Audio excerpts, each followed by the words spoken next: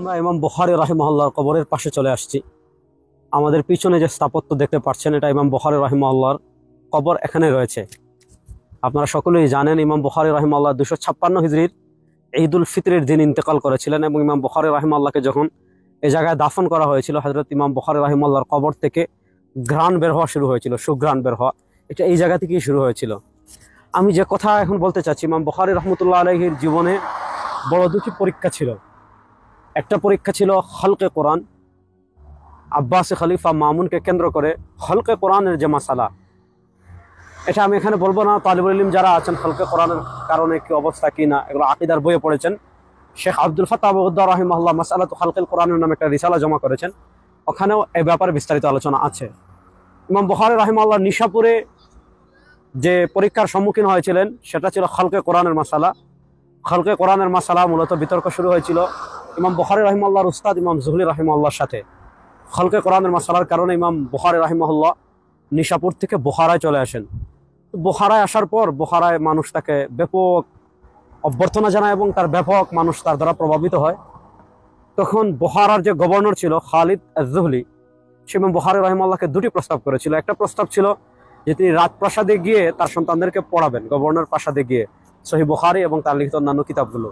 তিনি সেটা অস্বীকার করেন, যেটা সম্ভব না, এটা ইলমের ইহানত, ইলমের অপমান।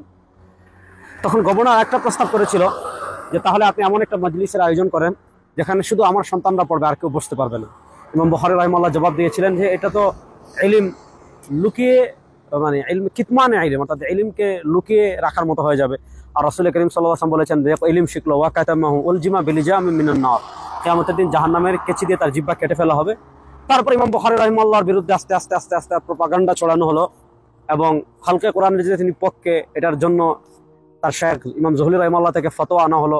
ধীরে ধীরে ধীরে ধীরে পরিস্থিতি এমন হলো ইমাম বুখারী রাহিমাহুল্লাহ বুখারা থেকে সমরকন্দে তার এক আত্মীয়র বাড়িতে চলে আসলেন। এটার আশেপাশে, এখন তো একটু এটা একদম গ্রাম সাইড সমরকন্দের, এখন তো রাস্তাঘাট হয়েছে, কিন্তু তখন এই অবস্থা কেমন ছিল 1200 বছর আগে, এটা এখন দেখলে বোঝা যায়।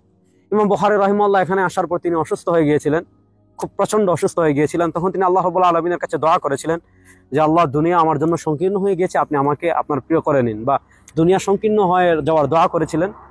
আল্লাহ রাব্বুল ইজ্জত ওয়াল জালাল সমরকন্দের এই জায়গায় 256 হিজরিতে আমিরুল মুমিনিন ফিল হাদিস সহিহ বুখারী যিনি লিখেছেন, আল আদাবুল মুফরাদ যিনি লিখেছেন, আত তারিখুল কবির যিনি লিখেছেন, আত তারিখুস সগীর যিনি লিখেছেন, মাসালাতু রাফিল ইয়াদাইন যিনি লিখেছেন, আরো অসংখ্য অগণিত কিতাবের যিনি লেখক এবং মুসলিম বিশ্বের সবার মাথার তাজ যিনি, ইমাম বুখারী রাহিমাহুল্লাহ 256 হিজরিতে ইন্তেকাল করার পর ঈদুল ফিতরের দিন এই জায়গায় তাকে দাফন করা হয়।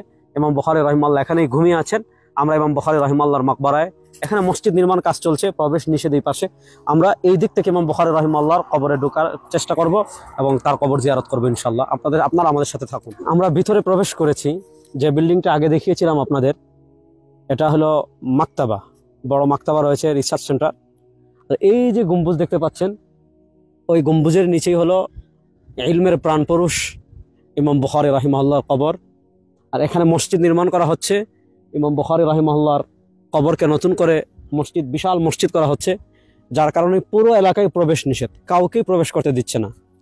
তো আমরা যখন পরিচয় দিলাম আমরা বাংলাদেশ থেকে এসেছি এবং হাদিস মুতাখাসসিস বা হাদিস নিয়ে আমরা তাখাসসুস পড়েছি, বা হাদিস আমাদের আগ্রহের কেন্দ্রবিন্দু, তখন ওখানে ঊর্ধ্বতন কর্মকর্তার সাথে কথা বলার পর আমাদেরকে ভিতরে প্রবেশ করার অনুমতি দেওয়া হয়েছে।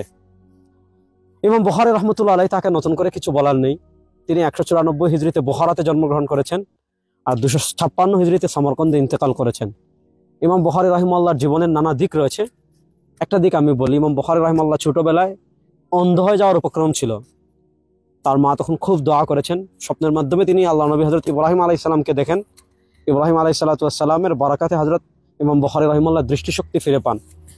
ইমাম বুখারী রাহিমাহুল্লাহ কত বড় মুহাদ্দিস ছিলেন, ইমাম বুখারী রাহিমাহুল্লাহ কত পরিশ্রম করেছেন এতটুকু বোঝার জন্য যে তিনি হাজারের অধিক শায়খ থেকে হাদিস গ্রহণ করেছেন। ইমাম বুখারী রাহিমাহুল্লাহর জীবনের নানা বাঁক ছিল, খালকে কোরআন মাসালা কেন্দ্রিক, তারপর গভর্নরের যে বাদশার ঘটনা আমি আগে বলেছি।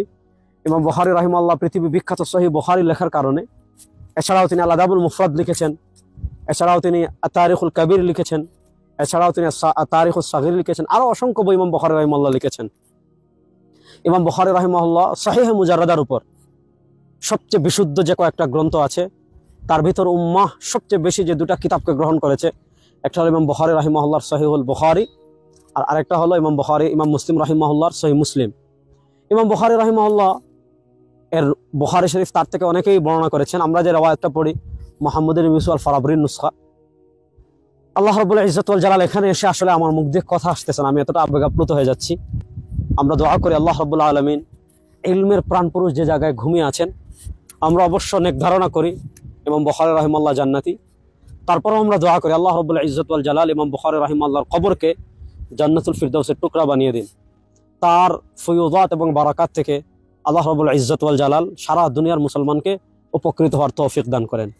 আর সবচেয়ে কষ্টের যে কথা, ইমাম বুখারী রাহিমাহুল্লাহর স্মৃতি বিজড়িত সমরকান্দ যেখানে তিনি ঘুমিয়ে আছেন, ইমাম কুসাম ইবনে আব্বাস, হযরত আব্দুল্লাহ ইবনে আব্বাস রাদিয়াল্লাহু তাআলার ভাই ছিলেন, নবী করিম সাল্লাল্লাহু আলাইহি ওয়াসাল্লামের চাচাতো ভাই হযরত কুসাম ইবনে আব্বাস কানা আশবাহুন নাস বিরাসূলিল্লাহ সাল্লাল্লাহু আলাইহি ওয়াসাল্লাম, নবী করিম সাল্লাল্লাহু আলাইহি ওয়াসাল্লামের সাথে তার অনেক সাদৃশ্য ছিল।